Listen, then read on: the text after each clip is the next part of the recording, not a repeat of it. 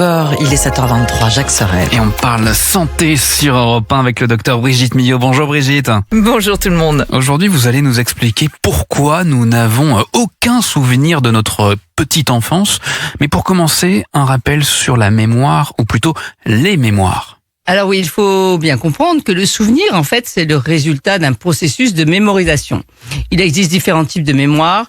La mémoire de travail, qui dure très peu de temps. Vous savez, celle qui permet d'encoder en moyenne 5 informations, celle que vous utilisez pour retenir le code quand vous allez chez vos amis, elle dure qu'est-ce que le seconde, on les oublie très vite.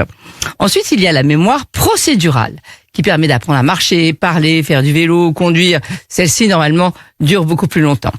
La mémoire perceptive, celle des sens, certains ont une mémoire plutôt visuelle, d'autres olfactive, la fameuse Madeleine de Proust, et la mémoire sémantique, celle des connaissances généralisées. Normalement, tout le monde sait que Paris est la capitale de la France, normalement.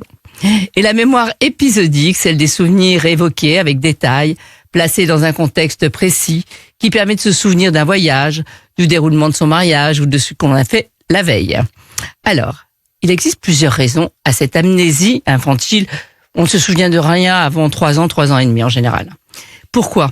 Parce que le tout petit n'a pas conscience de lui. Le self-concept n'existe pas.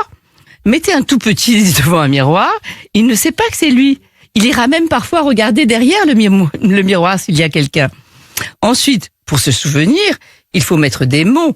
Or, l'acquisition du langage prend du temps. Et enfin, l'hippocampe, la zone principale de la mémoire, n'est pas encore mature. Donc voilà tout ce qui explique qu'on ne se souvient de rien avant 3 ans. Et vous me direz, mais pourtant, c'est tout de même l'âge de tous les possibles.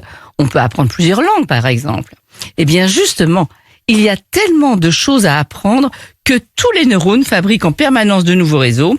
C'est un peu comme si l'installation de ce nouveau logiciel de mémoire épisodique, autobiographique, explicite, bloque les anciens fichiers. Et on ne se souvient pas de ce qui ne s'est passé pendant les 3 premières années de sa vie. Alors ce qui est bien sûr, en revanche, ça ne doit pas vous empêcher de faire énormément de choses avec vos enfants, vos petits-enfants, car toutes les autres mémoires, elles fonctionnent plein pot.